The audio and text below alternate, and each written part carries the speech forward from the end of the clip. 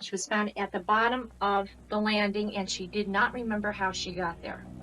On April 29, 1985, the Smurl family gathered in their kitchen preparing for their daughter Heather's Catholic confirmation.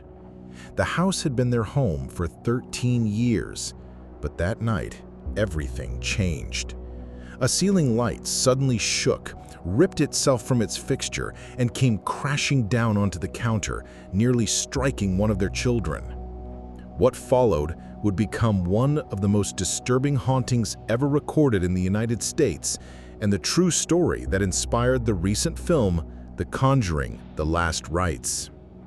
Jack and Janet Smurl were an ordinary Catholic couple living in West Pittston, Pennsylvania, raising 4 daughters in a duplex on Chase Street. Jack's parents lived on the other side of the house. At first, life seemed normal, but soon after moving in during the 1970s, they noticed strange things. Drawers sliding open, radios blasting even though unplugged, stains seeping through fresh paint as if the walls themselves were alive. The family tried to brush it off, but over time, the activity escalated. Foul odors appeared without explanation. Deep scratches appeared on the walls. Their dog, Simon, often cowered at something unseen. By the mid-1980s, the events had turned violent. Janet reported being dragged from her bed, sometimes lifted 6 feet in the air. The children saw shadowy figures hovering at night. Voices whispered her name, sometimes mimicking family members, sometimes cursing. Neighbors began to notice lights flashing in the home when no one was inside. The Smurls were terrified, but worse, they were beginning to realize the thing inside their home wasn't just a ghost. Janet sought help from paranormal investigators Ed and Lorraine Warren, made famous again today through the Conjuring films. In January of 1986, the Warrens entered the house and claimed to feel the presence of not 1, but 4 spirits. Lorraine described a harmless old woman, a young, angry girl, a man who had died in the home, and something darker that controlled them all. Ed Warren tested the house with Gregorian chanting. The closets rattled, furniture vibrated, and a chill swept through the rooms. To the Warrens, this was no haunting. This was an infestation, a demon. The Warrens urged the Smurls to call the Catholic Church. Local priests blessed the house, but refused to go further without official approval from the diocese. In desperation, the Warrens called in Father Robert McKenna, who performed a full exorcism. For a short time, the house was peaceful, but the banging, the shadows, and the voices soon returned. What happened next pushed the case into even darker territory. Both Jack and Janet claimed to have been assaulted by the entity. Jack described being attacked by what looked like a woman, though Ed Warren insisted it was no woman at all, but a succubus, a demonic force bent on degrading God's creation. Janet screamed for help in the night, only to find her husband unable to wake, paralyzed by some unseen hand. The marriage suffered under the weight of fear. The family turned to the media, appearing on talk shows and in newspapers, hoping to pressure the church into action. The story exploded, bringing skeptics and believers alike to their doorstep. Some neighbors claimed to see lights flashing and heard voices when no one was home. Others dismissed it as hysteria. Priests who stayed in the house overnight reported no activity at all. By 1987, the Smurls had enough. They moved back to Wilkes-Barre, only to find the activity followed them. Later accounts claim a letter was sent all the way to the Vatican. Soon after, another exorcism was performed, and this time, the attacks stopped. For the first time in over a decade, the family was at peace. The story became the 1988 book The Haunted and a 1991 TV movie of the same name. Today, it remains one of the most debated cases Ed and Lorraine Warren ever worked on. Skeptics point to stress, hallucinations, or fabrication. Believers say the details match classic patterns of demonic oppression. And now in 2025, the Smurl haunting has once again entered pop culture through The Conjuring, The Last Rites. But no Hollywood retelling can capture the raw terror the Smurls say they lived through. Voices in the dark, shadows that walked through walls, a family who believed they were chosen not because they had done anything wrong, but because their suffering would reveal God's power over evil. So, what do you believe? Were the Smurls victims of one of the most terrifying demonic infestations in American history? Or was it all the product of fear, faith, and imagination?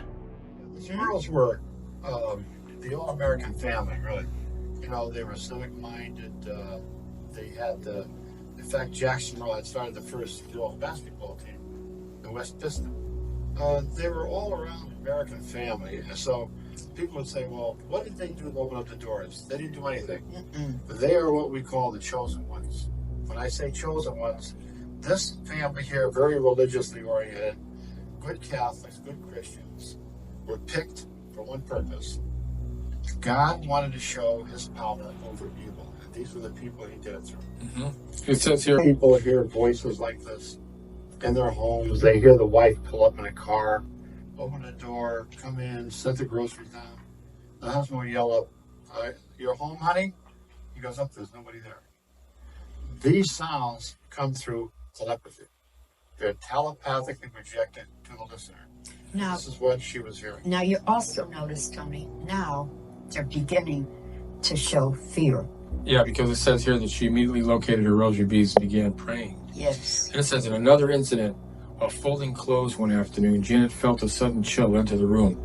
She glanced up and watched as a dark figure. Ghosts are the most dangerous. They can actually solidify to the extent that they're almost like cement. And of course, Tony, they could walk right through the walls. Oh, no Doesn't problem. mean anything whatsoever. But now both women are frightened, so now they're feeding it. Says there were also incidents that occurred in full view of more than one family member. An exceptionally disturbing event occurred one night in the summer of '85. Yeah, well, what happens here is that solidification takes place around Janet's leg, almost as though somebody was grabbing her and pulls her out of the bed. Fortunately, Jack was holding on to her. But most of the time, the husband can't even hold on to the wife. She's just pulled right out. These are, again, all the beginning stages of infestation. Much worse things are going to take place in this family. The levitations, the smells, the odor that they smelled. Yeah, that's the demonic. Inhuman spirits, devils or demons, hate human beings. They were created by God. They go into the dark areas during the light hours of the day. Where do they go? They go into the graves, into these old ancient graves. They love to see a body deteriorating. This was God's creation. That's why when people say, oh, this thing entered the room and I can smell this foul thing like garbage or something dead, that's because this thing has been in the grave somewhere. Oh boy. No family member was exempt, it says. The car We on are Henry hit with that. Hudson Parkway, the other car hit the back of my car, knocked it out of control and right up onto the grass. And naturally we were out of commission. So the police came along and they took Lorraine to a telephone. Well, where'd they take her? Right where this professor had lived, and where she had phone. Right where he lived. Tony, in New York City? New York City. New York City is like the biggest city in the world almost. Yeah.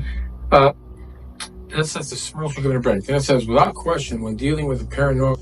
And Ed had brought, you know the box, Tony, that he has that has all the first-class relics in it? Right.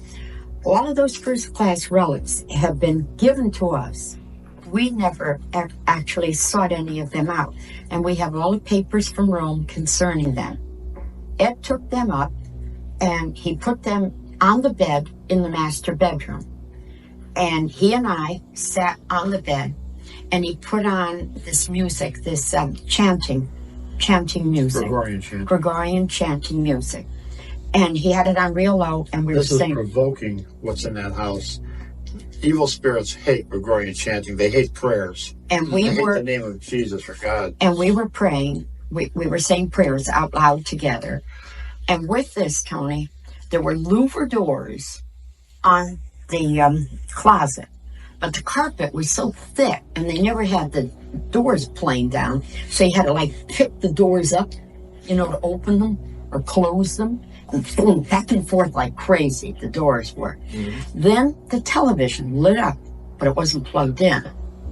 Then all the things that were on the bureau began to dance all around. Let me just read this too. One time after traveling all the way down there to meet with this priest and talk to him, he told me he didn't have time for me that day because there was a couple coming that was the chancellor we were talking about. No, this is the parish priest first, honey. That he didn't have time to talk with me because of the fact that he had to instruct a couple that were going to be getting married. It says and they didn't lose faith. That's amazing that they didn't. They did not lose their faith, Tony. Not once did they lose their faith. Because it says here that yes, a succubus is a demon who attacks the male. The incubus attacks the female physically. These are the most horrendous types of attacks, as you'll hear Jackson Jack is calling it a she here. It's an it. It's not a she. It's not a he. It's something that has never walked this earth. It's something horrible, ugly, filthy. It doesn't. The creation of birth. It's an insult to it. But if you ever met Jack, he didn't want to even describe this. Talk about. And if you ever met the type of man he was to have that happen to him. In fact, when he would go on a couple of national shows, these talk hosts thought it was a big joke, and they'd start joking about it. He was humiliated, of course. He didn't want to talk about this at all. He said, "I don't want to talk about the succubus attacks." But I know for a fact that even after he left the first house, that he was attacked on at least 6 other occasions.